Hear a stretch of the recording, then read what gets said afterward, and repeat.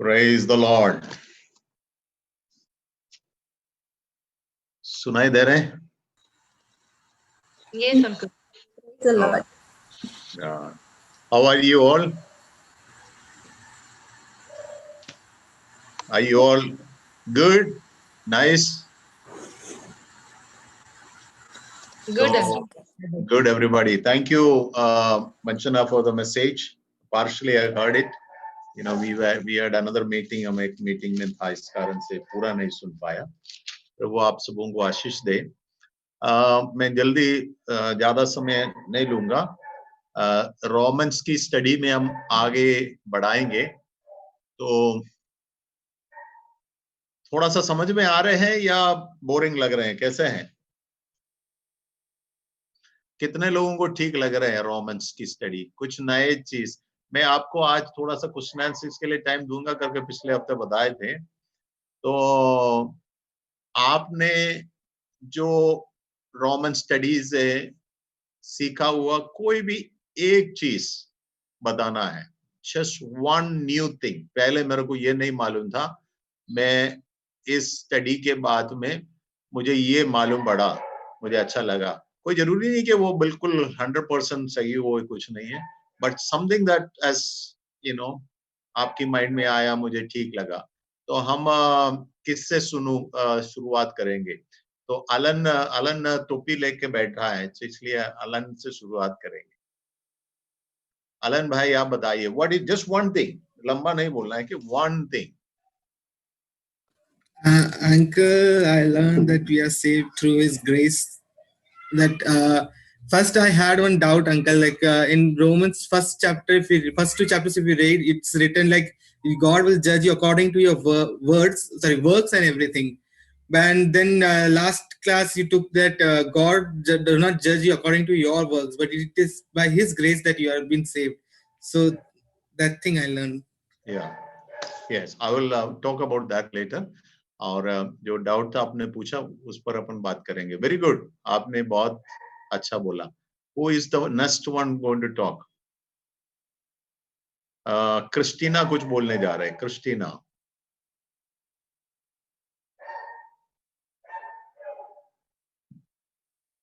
you listening, Christina? Yes.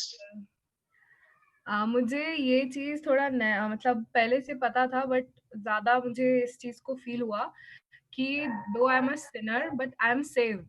So that's the biggest thing a man can have, कि हमने जो पाप किए उससे हमें बचाया गया, और अब हम पे कोई भी जजमेंट नहीं, मतलब नहीं है, ऐसा कोई पनिशमेंट नहीं है, और कोई हमसे इतना प्यार करता है कि हमें हर चीज में से बचा लिया. So I felt that for me. Yes. Okay. So that means you learned that God by His grace forgive all our sins. Now are free from that. ये परमेश्वर की बड़ी प्रेम की बात है. Isn't that what?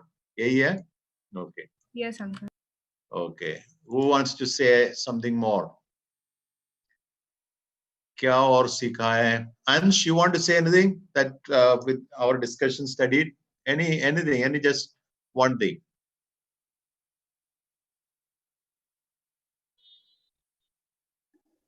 अंकल, मैंने study से सीखा कि that it is only and only by the grace of God that we can be saved. और कोई ना कुछ हमारे एक्शन से, ना कोई अच्छे डीड से हम बच सकते हैं, हम राइचस हो सकते हैं, but it is only by the grace of God. Yes. Now I don't want to take any name. Anybody want to add something? Like our seniors, Jemima or Banchana, or anybody want to add anything more that which is this study? How does this study help? You can talk for yourself and for others also.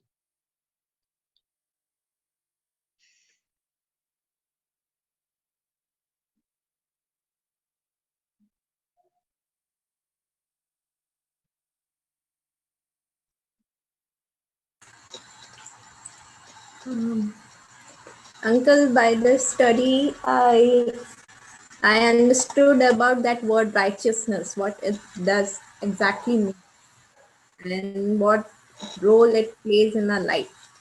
So we are righteous not by our work, it's by just the grace of God. That word really touched me. Okay.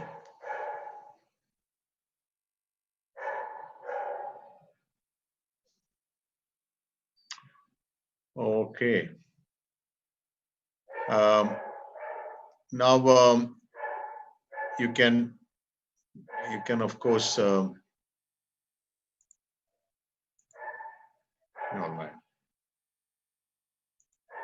Let me share my screen.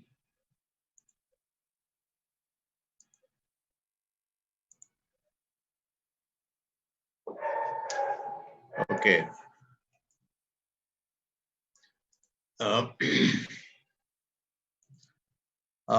पिछले हफ्ते हमने शायद 6 अध्याय पर विचार कर रहे थे, याद होगा 6 अध्याय पर देख रहे थे, 6 अध्याय पर स्टार्टिंग आपने देखा होगा, एक क्वेश्चन से स्टार्ट है 6 अध्याय। What is the question? 6 अध्याय की स्टार्टिंग क्वेश्चन क्या है?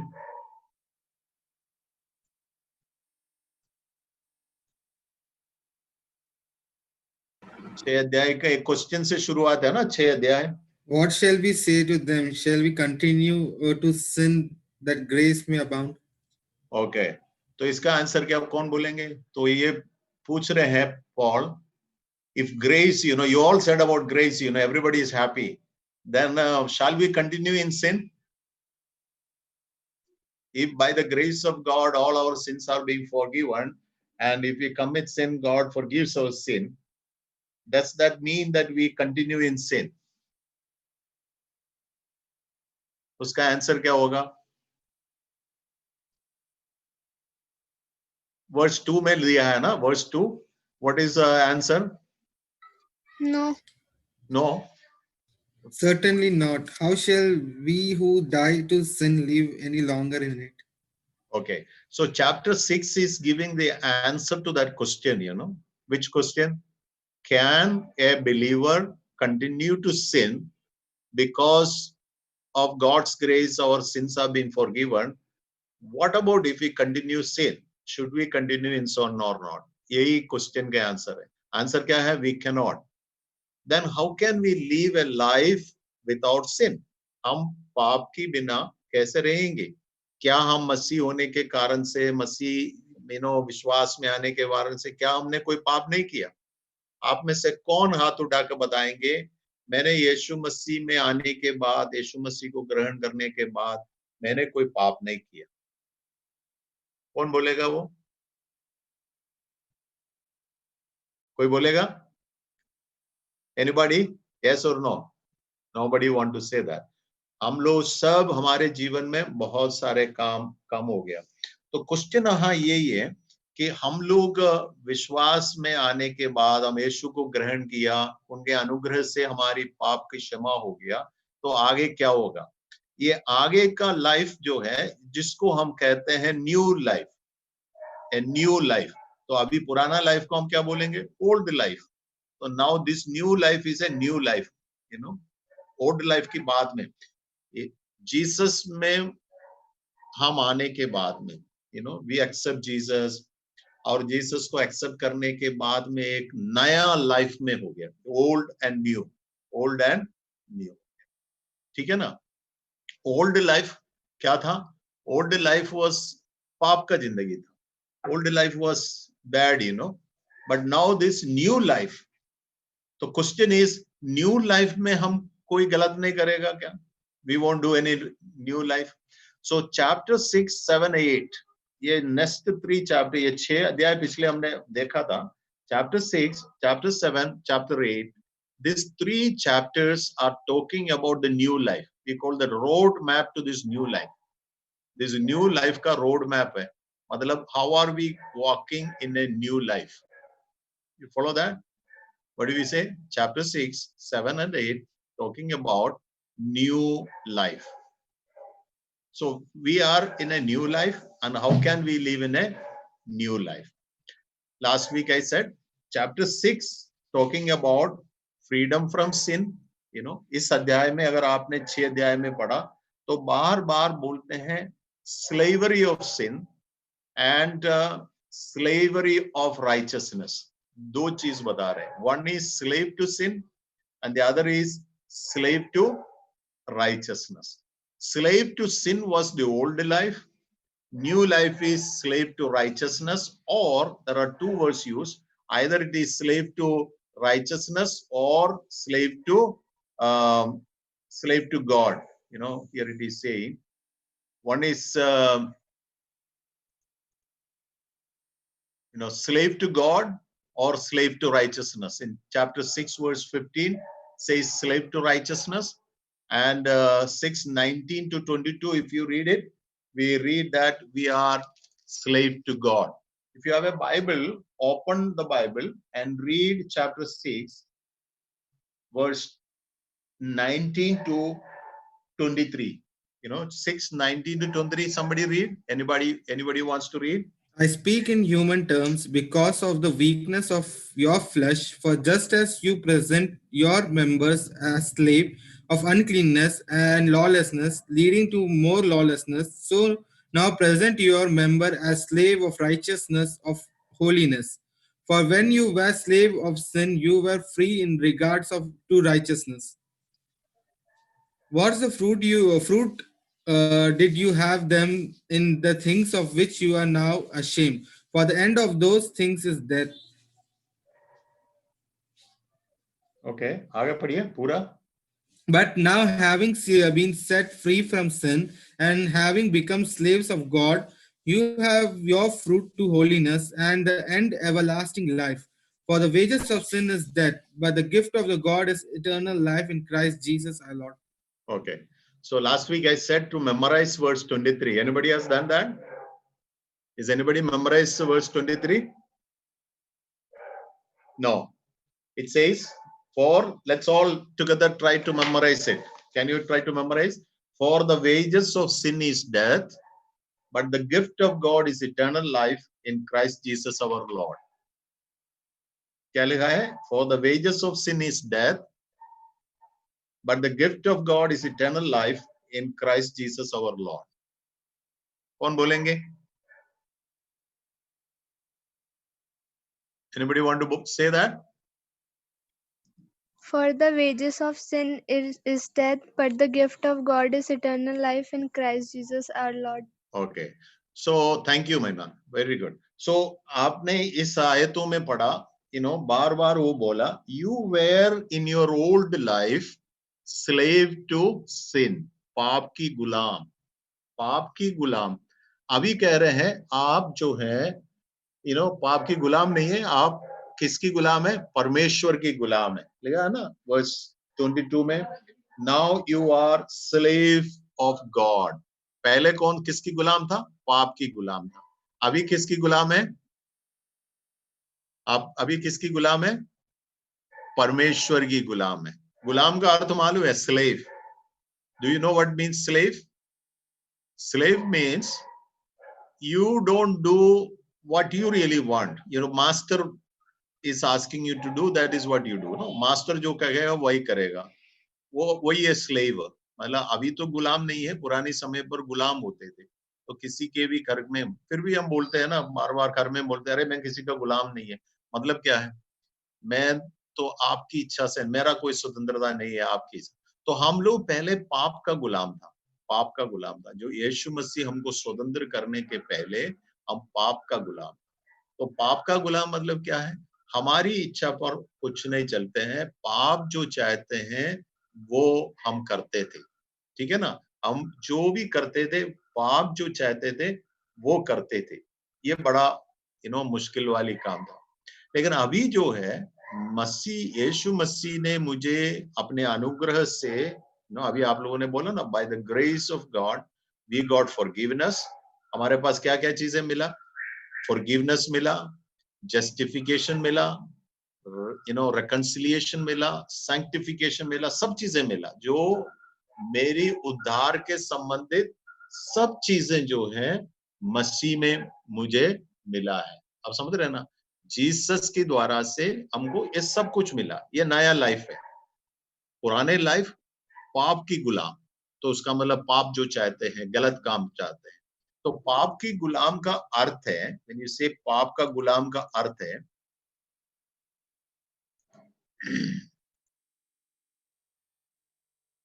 पाप की गुलाम का अर्थ मैं आपको बता रहा हूं।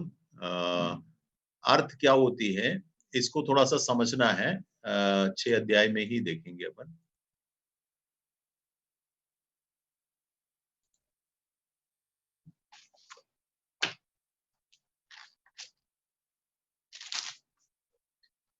पाप की गुलाम में 7 अध्याय में जाने के पहले let's see this one.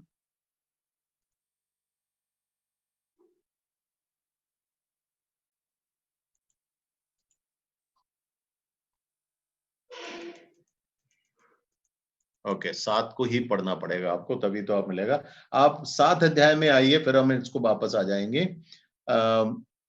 7 chapter आपके पास है बाइबल, तो आप खोलिएगा, तो उसमें से आप पढ़िएगा 7 चैप्टर से आप उसको पढ़िए।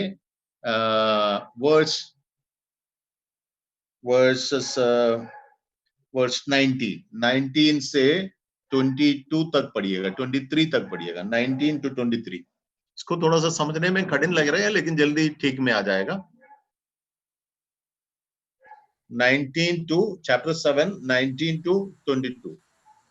For the good that I will to do, I do not do, but the evil I will not to do, that I practice. Now, if I do what I will not to do, it is no longer I who do it, but sin that dwells in me. I find then a law that evil is present with me, the one who will to do good. For I delight in the law of God according to the inward man, but I see another law in my member, warning against the law of my mind and bringing me into the captivity to the law of sin which is in my members. Okay अब आप देखिए उन्होंने क्या बोला है, आपने देखा, verse 19, I do not do the good I want to do, but the evil I do not want to do, which I am doing। उसका मतलब क्या है? देखिए क्या वो कह रहे हैं, I do not do the good I want to do। जो चीज मुझे करना चाहते हैं मैं नहीं कर पा रहे हैं, मैं फिर क्या कर रहा हूं, जो चीजें मैं नहीं करना चाहता हूं मैं कर रहा हूं। इसका अर्थ क्या है?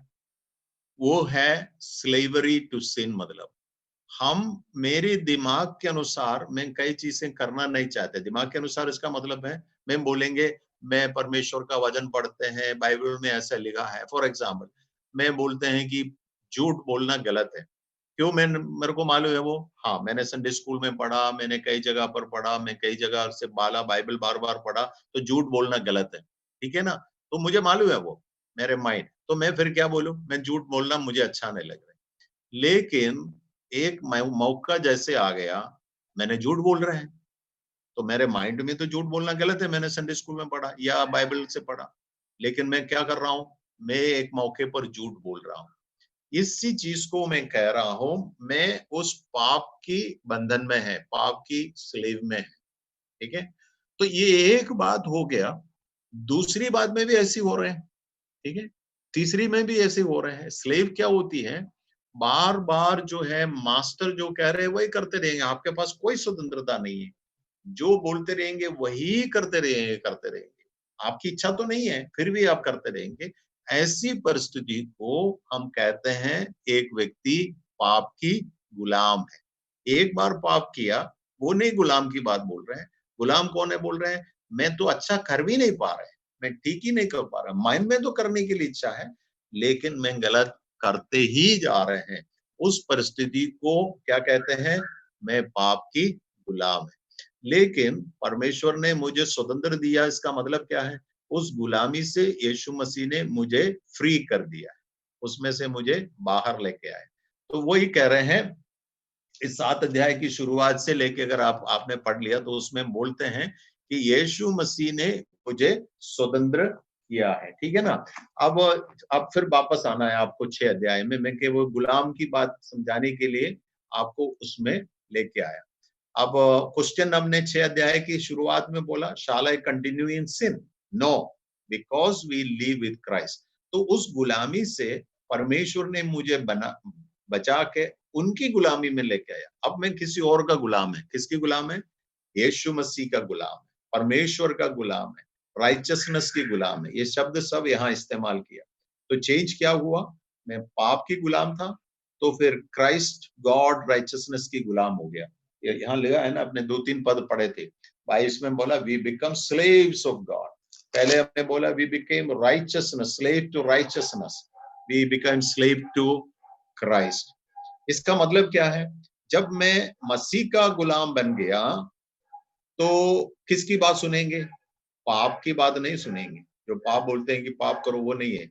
मैं अब जो है क्राइस्ट जो बोलते हैं, गॉड जो कहते हैं, या राइचसनेस जो सही चीज है वो करेगा, मैं गलत में नहीं करेगा। ये करने के लिए व्हाट डू आई डू? तो 11-6 अध्याय को वापस निकालिए, तो आपको 2 चीजें करना पड़ेगा। ऐसी मसीह के गुलाम में रहने के लिए आपके एटीट्यूड में 2 चीज होना चाहिए। ये आप में से सभी लोगों को डिसाइड करना पड़ता है। 11:6 की 11 में दिखा क्या लिखा है? 11 पद देखिए, 11 to verse 6:11। 6:11 Likewise, you also reckon yourself to be dead indeed to sin, but alive to God in Christ Jesus our Lord. Okay, what does that word mean? Somebody say that word. 11. What did you understand about verse 11? What did you understand about verse 11? In the same way, in my Bible says, NIV, in the same way, count yourself dead to sin, but alive to God in Christ Jesus. तो reckon लिखा है आपके, उसका अर्थ क्या है आप बताएंगे? कोई भी अर्थ बताएंगे 11 अध्याय में आपको क्या करना पड़ेगा? We should be dead to sin, like sin should die in us and we should then get alive in Christ. हाँ, लेकिन अभी ये आयत क्या कह रहे हैं? What is, just put it in a simple word, count yourself dead to sin but alive to God in Christ Jesus. आपको अपने माइंड में अपने आप से कहना है, मैं जो है पाप की गुलाम से बाहर आ गया, मैं अब पाप की गुलाम में नहीं है, आई एम डेड टू पाप। मतलब मैं किसी के गुलाम से बाहर आ गया तो means what? I dead to that person. जैसे मैंने पिछले हफ्ते बोला ना, अगर आपका कोई दोस्त था, आपने उससे दोस्ती काट दिया, तो आप बोलेंगे सी आई तुम मेरे लिए मर गया, इसका मतलब I have nothing to do with you. ठीक है ना? मैं तुम्हारे लिए मर गया, या वो तुम मेरे लिए मर गया, मतलब मेरा कोई तुम्हारे साथ नहीं है। So I was a slave of sin. मैं पाप की गुलाम था, मतलब जो पाप कहते हैं वो मैं करते जा रहे थे। मुझे तो दुनिया की चीजों के पीछे जाना है, इच्छाएं हैं, ये वो सारे चीजें, उससे अलावा मैं कुछ करते नहीं थे। That was my state earlier. तो इसका मतलब मैं पाप की गुलाम था। अभी क्या करना है आपको? आपकी माइंड में count yourself dead to sin. आपको बोलना है, अरे मैं इनके लिए तो मर गया, मैं फिर काय के लिए जाऊं उसके पास? अपने आप को बोलना है। पाप की इच्छा हमारे पास आते है, वो सभी को आएगा। कोई अच्छी बात देखने के द्वारा से हमको जब निर्णय देने की बात में चारों ओर से हमें शैतान हमको दबाव करेगा। शैतान आकर बोला, जैसे आदम के पास में या हव्वा के पास में जो शाम की द्वारा से शैतान आकर बोला, देखो ये बहुत अच्छा है, खाइएगा। तो वैसे ही हमारे मन के अंदर पाप जो है, शैतान जो दबाव डालने में, आपको क्या कहना पड़ेगा? मैं तुम्हारी बात नहीं मानेंगे, तुम्हारी बात नहीं मानेंगे, मैं तुम्हारे लिए मर गया है। आप समझ गए ना? मैं तुम्हारे लिए मर गया है। तो वो वैसे ही आप अपने मन के अंदर बोलना है। तो आपको क्या बोलना है? आप अपने आप को, मैं यीशु मसीह के लिए गुलाम है, मैं तुम्हारा गुलाम नहीं है, इसलिए मैं नहीं करूंगा।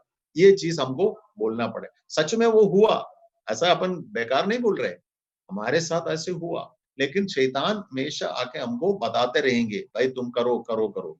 दूसरा चीज मुझे क्या करना चाहिए? 6 की 13 में लिखा है, 13 भी पढ़िए, 13 verse. Do And not, so not present your members as instrument of unrighteousness to sin, but present yourself to God as being alive from the dead, and your members as instrument of righteousness to God. तो you have do not offer yourself, क्या लिखा है? Do not offer to sin। ये आपको नहीं करना चाहिए। ये आप करने के लायक है, आप नहीं कर सकते, मतलब you have the ability not to do that, क्योंकि हमारी जो मेरे हाथ बोलेंगे चलो तुम वो उठा लो, ठीक है, समझ लो किसी के कोई अच्छी चीज दे दी, अरे वो नहीं देख रहे, आप उठा लो उसको, तो आपको क्या बोलना है, नहीं नहीं मेरे हाथ उसके लिए नहीं दूंगा, I am not going to do it, मैं नहीं करूंगा। सो ये डिटर्मिनेशन मेरे अंदर होना चाहिए कि कोई भी विकेटनेस मेरे सामने आया तो मैं नहीं करेंगे। ये दो चीज हाँ बाइबल कह रहे हैं, डू नॉट काउंट योरसेल्फ, आपके माइंड में सोचना I am a child of God, I am no more under sin, I am under the slave of God, I am I am a slave of Christ, मैं तो धार्मिकता की गुलाम है, पाप की गुलाम नहीं है। तो ये चीजें आपको बताना बहुत जरूरी है, ठीक है ना। अगर ऐसा कर दिया तो क्या मिलेगा आपको, हमने देखा इसको पहले, अगर ऐसा कर दिया तो आपको इटर्नल लाइफ मिलेगा, आपको मिलेगा, क्या मिलेगा, इटर्नल लाइफ मिलेगा। तो प्रभु यीशु मसीह में मैंने विश्वास करने के कारण से मुझे ये स्वतंत्रता मिला। क्या स्वतंत्रता मिला, पाप से बोल सकते हैं, पाप करने के लिए प्रेरणा जब आने में मैं बोल सकता है मैं नहीं करूंगा। पहले ऐसा नहीं था, पहले वो हमको जबरदस्ती करा लेते थे, मुझे वो ताकत नहीं थी, मैं नहीं कर सकता। यही है यीशु मसीह के द्वारा से अनुग्रह से मुझे मिला, ये एक बहुत बड़ा एबिलिटी है, पहले नहीं था। इसलिए बाहर में हम लोग देख रहे हैं मसीह के बाहर के बहुत सारे लोग ये पाप से बच नहीं सकते, नहीं मॉरली थोड़ा बहुत ठीक होगा, लेकिन सही तरीके से हर पाप से वो बच के जीवन बिता नहीं सकते हैं। आप समझ रहे हैं ना मेरी बातें। तो ये दो चीज आपको प्रतिदिन कहना है, ये 11 और 13 की दो बात। काउंट यूवर्स, मेरा स्क्रीन देख रहे हैं आप, दिखाई दे रहा है ना, count yourself dead to sin, आप अपने आप बोला मैं पाप के लिए मर गया, पाप मैं तुम्हारे लिए मर गया, तुम्हारे से मेरा कोई लेना देना नहीं। मैं किसका स्लेव है अभी, मैं यीशु मसीह का स्लेव है, परमेश्वर का। तो इसका मतलब वो जो कहेगा वही मैं करूंगा। इसका जो फल है, अगर ऐसे आप करते रहेंगे तो आपको क्या मिलेगा, उसका जो एंड रिजल्ट है इटर्नल लाइफ, ठीक है ना। अभी 22 पद में फिर से पढ़िए, 22 में डाला this will and up in eternal life, ठीक है ना। 22 पद 6 का 22, But now, having been set free from sin and having become slave of God, you have your fruit to holiness and the end of everlasting life. ठीक है ना, आप समझ रहे हैं ना। तो पाप की अगर आप दास बन के ही रहे, फिर से स्वतंत्रता तो परमेश्वर ने किया, आप कभी काउंट कर सकते थे मैं तुम्हारा पाप नहीं करूंगा, मैं तो अपने आप को, ये स्वतंत्रता देने के बाद में मैं मसीह के अधीन में रह के उनका गुलाम बनकर रहेगा, तो मुझे मिलने वाला क्या चीज है, इटर्नल लाइफ, ठीक है ना, इटर्नल लाइफ। तो यीशु मसीह के द्वारा से जो मिलने वाली चीज इटर्नल लाइफ। तो इसका अर्थ ये है, हम एक बार मसीह परिवार में जन्मा, चर्च में आया, बपतिस्मा ले लिया, ये सब अच्छी बातें हैं, स्टार्टिंग है, लेकिन उतना काफी नहीं है। हमें जो है इस प्रकार का जीवन, मतलब परमेश्वर के अधीन में, मसीह के अधीन में रहना बहुत जरूरी है। अगर ऐसा नहीं होते तो हम क्या, हमको क्या होगा, देखो हम मसीह के अधीन में नहीं रह रहे हैं, धार्मिकता के अधीन में नहीं रह रहे, तो फिर मैं वापस उसी में चले जाएगा। I will become a slave to sin, मतलब स्लेव टू सैटन, उसका अर्थ है शैतान की अधीन में आएगा। जैसे ईव जो है शाम के अधीन में हो गया, वैसे हम भी जो है ये जो पाप जो शैतान कहते हैं उसके अधीन में होगा। अगर ऐसा रहेगा तो क्या आखिरी में क्या मिलेगा हमको, वही हमने 23 पद में पढ़ा, the wages of sin is death. अगर हम ऐसे पाप करते रहेगा, आखिरी में मिलने वाला चीज मौत है। कौन सा मौत, जो परमेश्वर से दूर वाले मौत। ये तो संसार में भी हम ऐसे रहेंगे, फिर आनंद जीवन भी हम मौत में जाएंगे। मौत का अर्थ ये शारीरिक मौत नहीं है, हेल की बात है, हम हेल जाएंगे, स्वर्ग जाने की जगह हेल जाएंगे। तो eternal life is equal to hell, eternal hell is equal to death, death की समान है। और हेल के विषय पर बाइबल में बहुत जगह पर लिखा है, कितना बुरा होगा, कितना खराब होगा। आप समझ गए ना, यही होगा। तो इससे बचाने के लिए हमको ये जो डिफरेंसेस परमेश्वर ने दे दिया, कहां से कहा, slave to sin to slave to righteousness, ठीक है ना, slave Satan, slave to Satan, वहां से हम I became a slave to Christ, गुलाम, मैं शैतान के गुलाम से मसीह की गुलाम हूं बोल के, मैं पाप की गुलाम से राइचसनेस की गुलाम में आ गया। अब समझ रहे हैं ना? ठीक है। अब आलन ने थोड़ा सा एक सवाल पूछा था, मैं उसका उत्तर दूंगा। आलन ये पूछ रहे थे कि हमने 2 अध्याय में, पहले शुरू में पहला अध्याय में बोला कि तुम्हारा काम के अनुसार हमको प्रतिफल मिलेगा। तो अभी फिर हमने देखा कि काम के अनुसार नहीं, परमेश्वर का अनुग्रह के अनुसार हमको प्रभु अनुग्रह दे रहे हैं। ये कैसे होगा? तो काम यीशु मसीह आने के पहले, यीशु मसीह आने के पहले की बात, यीशु मसीह संसार में आने के पहले, अलन सुन रहे हैं ना अलन? यीशु मसीह संसार में आने के पहले परमेश्वर जो है हमसे क्या चाहते थे? हम कोई भी गलत काम ना करें। ये जो ईश्वर का नियम शुरू से ही है, शुरू से ही है, ठीक है ना?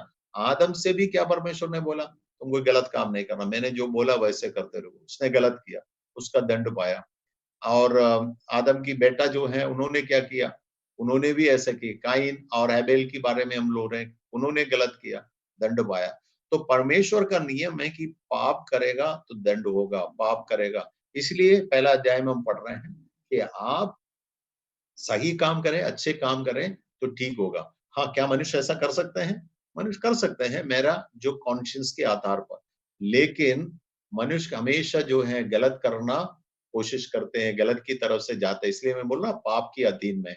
ये पहले वाली बात। अब मसीह आने के बाद क्या हुआ? मसीह आने के बाद में ऐसे लोगों को क्या किया? अनुग्रह दे दिया, अनुग्रह दिया। अनुग्रह की द्वारा से हमारा पाप का क्षमा हो गया, ठीक है ना? कौन सी पाप की क्षमा? पहले वाला पाप की क्षमा। बहुत गलत किया, इसकी क्षमा हो गया। अब समझ गए ना? उदाहरण में क्या बोलूं, आप समझ लो, हाँ वही ग्रेस की बात मैंने पहले पिछले हफ्ते बताया। आपने परीक्षा में फेल हो गया, आप फेल कंप्लीटली हो गया, लेकिन दोबारा जब देख लिया तो ठीक है, 5 मार्क और मिल जाते तो ग्रेस की द्वारा से हम जीत जाएंगे। तो जीत गया, ठीक है, जीत गया। आपका जो गलती जो है माफ हो गया, आप जीत गया ग्रेस की द्वारा से। लेकिन फिर अगले साल भी अगर आप परीक्षा के लिए, मैं नहीं पढ़ूंगा, पिछले बार मेरे को ग्रेस में मिला तो मैं पढ़ूंगा नहीं, इस साल में बिल्कुल नहीं पढ़ेंगे, मुझे ग्रेस की द्वारा से हो जाएगा, नहीं होगा, नहीं होगा। यीशु वही उसी प्रकार से है। यीशु मसीह ने मेरे पहले पापों को क्षमा किया ग्रेस की द्वारा से, अनुग्रह की द्वारा से। लेकिन अभी हम कह रहे हैं ना, तो आपको क्या करना पड़ेगा? पाप के लिए आप मर गया, मैं अपने शरीर को पाप करने के लिए नहीं दूंगा करके आपको डिसाइड करके मसीह के गुलाम बन के पाप से बच के जीवन बिताना बहुत जरूरी है। आप समझ गए ना? अगर ऐसा नहीं किया तो क्या होगा?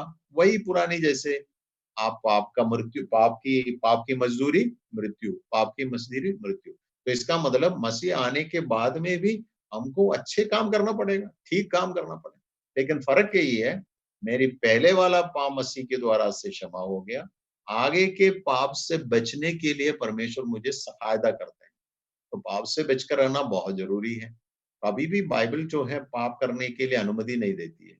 अनुग्रह मिलेगा, मैं क्षमा करूंगा, नहीं नहीं। इसलिए एक क्वेश्चन है, shall I continue in sin? No, no. क्यों नहीं? क्योंकि अब जो है पाप के गुलाम नहीं है, मैं मसीह का गुलाम है। समझ रहे ना इस बात को? समझ को? और किसी को कोई क्वेश्चन है क्या? और कोई क्वेश्चन है तो बताइएगा। किसी को कोई क्वेश्चन है इसी संबंध में? पाप की गुलाम होना, परमेश्वर की गुलाम, और मैं कैसे पाप से बचकर रखूं। हमने 6 अध्याय के शुरू में भी बोला, मैं मसीह के साथ जुड़ गया, I am united with Christ, मसीह के साथ मैं जुड़ गया। इसका मतलब क्या है? मसीह पर मैं विश्वास करने के द्वारा से जो काम मसीह ने किया वो मेरे लिए हो गया। तो उनका मृत्यु मेरा मृत्यु हो गया, उनका पुनरुत्थान मेरा हो गया। तो अब मैं कैसे जीवन बिता रहा हूँ? एक नए जीवन बिता रहा हूँ। पुनरुत्थान का जीवन न्यू लाइफ है। यीशु मसीह रिजरेक्ट हो गया, नया लाइफ है। तो मेरा भी लाइफ नया लाइफ है। तो इसलिए बोलते हैं हर विश्वासी को, मसीह को ग्रहण करने वालों को एक नया लाइफ है, न्यू लाइफ। अब हमारा चैलेंज है कि अभी जो है हमें इस न्यू लाइफ में आगे जीवन बिताना है। We have to live in this new life. आप समझ रहे हैं ना? We have to need this. इसलिए एक डिसीजन हमको लेना है। We have to make a decision. क्या डिसीजन लेंगे? आज मैंने बोला 2 बात, एक 11 आयत में बोला और दूसरा 13 आयत में बोला था। क्या क्या डिसीजन आपको लेना है? Count yourself dead to sin. मैं पाप के लिए मर गया, पाप मेरे लिए मर गया, अब उससे कोई मतलब मेरे को नहीं। आप ऐसी बोल दिया तो पाप आपसे दूर चले जाएंगे। आप समझ गए ना? नहीं है तो पाप का इच्छा हमारी प्रति हमेशा है, वो आते रहेंगे। अरे बेटा ये करो, वो करो, ये बोलो, वो बोलो, किसी के बेलों में क्या क्या नहीं सोचते हैं पाप आपसे, ठीक है ना? अगर आपने थोड़ा बहुत खोल के दे दिया, वो करने के लिए पाप का इच्छा हमारे चारों ओर है। मसीह आने के, हम तो प्रभु का अनुग्रह से उनका बेटे होने के बाद में भी गलत करने की इच्छा हमारे पास आएगा। वैसे दुनिया में आप रह रहे हैं, आप समझ गए ना? हमारे दुनिया में रह रहे हैं, लेकिन प्रभु यीशु मसीह चाह रहे हैं तुम ऐसा मत सोचो, तुम मसीह के लिए समर्पित करो, एक गुलाम समान। मतलब जो मसीह कहेगा मैं करूंगा, ठीक है ना? इसलिए हमको बाइबल पढ़ने के लिए प्रभु इच्छा देंगे, प्रार्थना के लिए है, ऐसी यूथ मीटिंग में है, चर्च जाने का, प्रार्थना कर, हर चीजें यीशु मसीह की इच्छा पर चलने का एक गुलाम रहना चाहिए आपको। तब क्या होगा? अंत क्या होगा? इटर्नल लाइफ होगा, आपको इटर्नल लाइफ मिलेगा। नहीं है तो क्या होगा? पाप की मृत्यु, पाप की मजदूरी क्या है? मृत्यु है। कौन सा मृत्यु? हम आत्मिक तौर से मृत्यु होगा, हमें परमेश्वर के साथ में कोई जगह नहीं होगा, फिर हम पाप की गुलाम होगा। इसलिए आप देखिए बहुत सारे क्रिश्चियन लोग भी पीकड़ बन गया, छोटे छोटे करने लगा, फिर कई लोग तो चोर बन गया, कई लोग तो हथियार मतलब लोगों को मतलब मर्डरर बन गया। लोग फिर क्या हो गया? उसका अंत क्या होगा? मृत्यु है, पकड़ेगा, मारेगा, जिंदगी बेकार हो गया, पढ़ाई नहीं होगा, नौकरी नहीं होगा। लेकिन उल्टा देखिए, यीशु मसीह की गुलाम रहे, परमेश्वर की इच्छा समझ के उनके अधीन में रहे, आनंद, खुशी, बढ़ोतरी, उन्नति की जीवन। इसलिए यीशु मसीह आके हमें सहायता किया, ठीक है ना? वो ग्रेस क्या चीज है? मैं अपने आप में कुछ नहीं कर सकते थे, तब उनका ग्रेस से मेरा पाप क्षमा करके उनको दोस्त बना दिया। हम तो शत्रु था, उन्होंने हमारी दोस्ती कर दिया। अभी हम उनके साथ जा सकते हैं, उसको बोलते हैं मसीह का गुलाम है, ठीक है? तो किसके पास कोई सवाल है बताइएगा। इसी में अपन ने जो कई चीजें 6 अध्याय में पढ़ा है, उस पर कुछ सवाल है तो जल्दी बोलिए। कुछ भी अगर समझ में नहीं आया या क्या समझ में आया, उसके विषय पर कुछ पूछना है तो जल्दी पूछना है आप, बोले।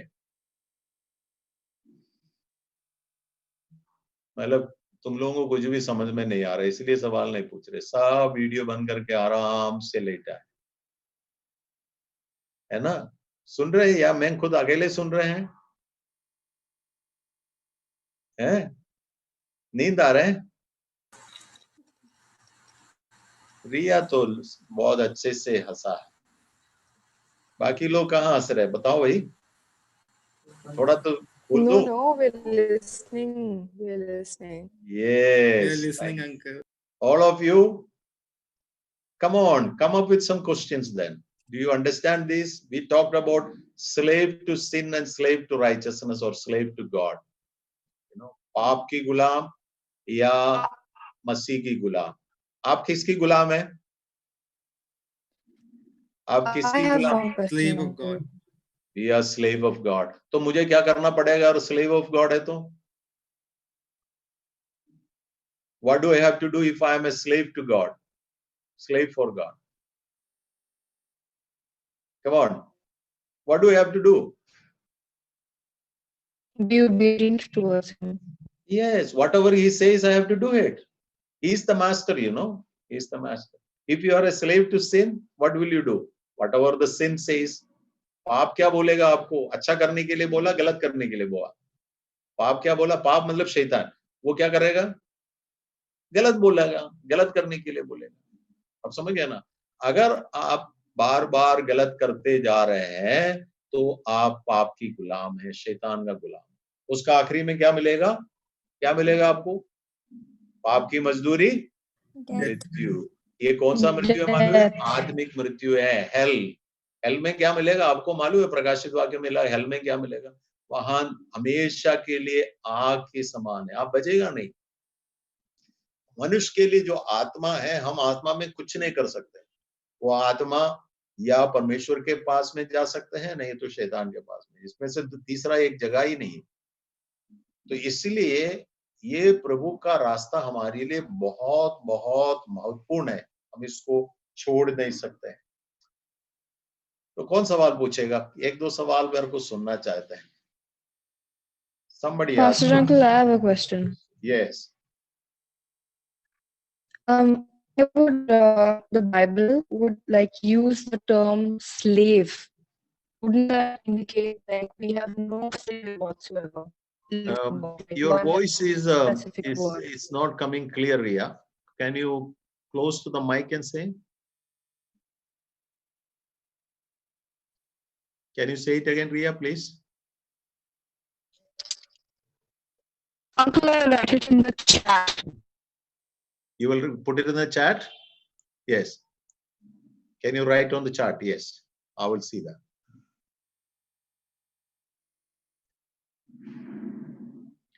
Okay. Any other question? Somebody else? By the time Ria question comes, I will talk. Any other thing about this whole teaching that we are talking about? Romans 6, Romans teachings, chapter 6. Did you understand what we talk about union with Christ? 6 अध्याय की पहला पद में, पहला 2-3 पद में बोला ना, we die with Christ and also we are united in his resurrection. यीशु मसीह के पुनरुत्थान में भी हम एक हो गया और मसीह के साथ मेरा मृत्यु भी हो गया. Okay, here is the question. Why would the Bible use the term slave, absolute control, no free will? Yes. Uncle, related to this question, Uncle, like in Romans it is written that we are slave, but if you read after Romans it's written that you are not slave, but you are child of God. You can call your Abba Father. We are one with God. Yes. Yes. Okay. Here is the answer. See, the term slave is given in comparison with you are a slave to sin, or Satan. Slave to sin or Satan का क्या है? मैंने 7 अध्याय से आप पढ़ा था. Slave वो व्यक्ति है जो अपने इच्छा पर सब चीजें नहीं कर रहे हैं, मास्टर के हिसाब से करते हैं. तो पाप की गुलाम का मतलब है शैतान, और पाप जो करना चाहते हैं, गलत काम करना, वही बार बार करते हैं. कोई अच्छा नहीं, evil, wicked, गलत, वो काम करने वाला. आप अपने हिसाब से नहीं है, आप बिल्कुल उस हिसाब से, वो कोई स्वतंत्रता नहीं है. अगर आप समझ लो एक लड़का जो है रास्ते से जा रहे हैं, वो कहीं कोई भी गलत काम करते रहेगा, अपन सोचेंगे क्या स्वतंत्रता? नहीं है, वो पाप की गुलाम है, इसलिए वो कर रहे हैं. और उसके अंत में क्या होगा? कोई पकड़ कर मारेगा, फिर जेल जाएगा, फिर वो बढ़ेगी नहीं, जिंदगी खराब हो गया ना. तो इसका मतलब गुलाम, पाप की गुलाम वही है. Now the other question is slave. Why do you use slave to God? परमेश्वर, उससे कंपैरिजन में कह रहे हैं कि we are slave to God. That doesn't mean I don't have a free will, I don't have a thing. Slave to God means still you have the full freedom. क्या freedom है आपको? Even you have the freedom to believe God. Even you have the freedom to follow God. ठीक है? आपको परमेश्वर को follow करने का भी स्वतंत्रता है. यीशु मसीह आपको जबरदस्ती स्लेव नहीं बना रहे. यीशु मसीह आपको जबरदस्ती उनके अधीन में नहीं ला रहे. ये आपकी स्वतंत्रता है. I am going to follow Christ. I am going to listen his commandments. I am going to do this. Why I do that decision? Because it is good for me. ठीक है ना? अगर वो नहीं करेगा तो I will be a slave to sin. उसका मतलब आपका मन की जो सोच के अनुसार आप नहीं रह सकते. So here is the situation. In the world where we live, either you have to follow God and his commandments. That is freedom. That is really freedom, because you are choosing it. But if you choose with your freedom to do evil, evil will take over your life, then you don't have freedom at all, even if you want to do good. Okay? This is the sad situation. ये human being का sad situation है कि अगर आप पाप करते रहेंगे तो पाप तुम्हारे ऊपर कब्जा करेंगे, फिर तुम्हारा कोई स्वतंत्रता नहीं होगा, पाप के अनुसार ही तुम चलते रहेंगे. लेकिन उस दिन से परमेश्वर ने मुझे फॉरगिवनेस देके उनके ग्रेस से स्वतंत्र किया. अब मुझे क्या करना पड़ेगा? स्लेव टू राइचियसनेस बोल रहे हैं. अर्थ क्या है? That is a term that we are using. This is actually complete free will. Slave to righteousness means I decide to follow Christ. इसलिए हमने 11 आयत में पढ़ा था, count yourself, you make the decision. And what is your decision? My decision is to do good. My decision is to follow righteousness. For that purpose, I have to hold the hand of Christ. मसीह के साथ नहीं चले तो ये शैतान मेरे ऊपर कब्जा करेगा, ये शैतान की ताकत आएगी. वही चारों ओर बैठा है. हम लोग दोनों शत्रु समान, एनिमी समान, वो चारों ओर है. उससे आपको अच्छी रास्ते पर जिंदगी बिताना है तो मसीह के साथ आपको रहना है. So that is the reason the term slave is used. Slave doesn't mean you are really living a life without any choice. नहीं नहीं नहीं. अब आप देखिए मसीह में आने के बाद भी कितने लोग गलत काम करने जा रहे हैं. वो स्लेव होते. अगर परमेश्वर की स्लेव एक्चुअली मुझे फ्रीडम नहीं है तो मैं कैसे करते हो? I do that. I have the freedom. But Bible says don't go after the freedom the sin is giving. Go after the freedom what Christ is giving. You know what is Christ saying? Don't do this kind of devil. जैसे आदम को परमेश्वर ने क्या बोला था, ये सब कुछ खा सकते, लेकिन ये चीज तुम करना चाहिए, ये जो पेड़ से नहीं खाना. मतलब परमेश्वर की अधीन में, ओबीडियंस में तुमको रहना चाहिए. Priya, somewhat it is clear or not? Okay, all right. So we will stop here. I know that you may have other questions. I want you to read again. This it will take a little time, you know. अपन थोड़ा सा 2-3 हफ्ते इसको लेंगे, इसको understand करने. तो आज हमारा डिसीजन है, माइंड के अंदर क्या डिसीजन लेके जाएंगे? I am a child of God, but I am under Christ. I am under God. So I will do the right thing. I will not go wrong. When we do that, count yourself. You know, मैं पाप के लिए मर गया, मैं यह नहीं करूं. कोई भी अगर मैं कुछ गलत लिखने की इच्छा आ गया तो तुरंत बोलना पड़ेगा. I am a child of God. I cannot write this. You know, इसलिए बोला ना, commit your you know your body. हमारे शरीर से हो, मेरी माइंड से हो, मेरी बोली से हो, किसी भी चीज से अगर ऐसा करते रहेगा तो बाइबल कह रहे हैं you will become a slave to sin. आप पाप के अधीन में हो, फिर वो पाप आपको हमेशा उसी में ले, वो डिजायर जाएगा. अब आप देखो ना कितने लोग वैसे जा रहे हैं. But if you are following God and God's commandment, that is righteousness. It looks like you are a slave to that, but it is a free will. Your freedom is there. You are choosing it. That will lead to eternal life. Eternal life केवल स्वर्ग की बात नहीं है, अभी से. You know, अभी से eternal life है. That gives you joy, that gives you happiness, that you give freedom, peace, and everywhere it will be. God will be always with you, and you will be with God. Okay? इस पर हम लोग देखेंगे थोड़ा सा और next week में. 7 chapter को नेक्स्ट वीक में फिर से हम देखेंगे, तो आप लोग जरूर पढ़ना. ठीक है? God bless you. मैं यहाँ बंद कर रहा हूँ. आगे महिमा आप जो करना चाहते करिएगा. थैंक यू अंकल, आपकी ब्लेसड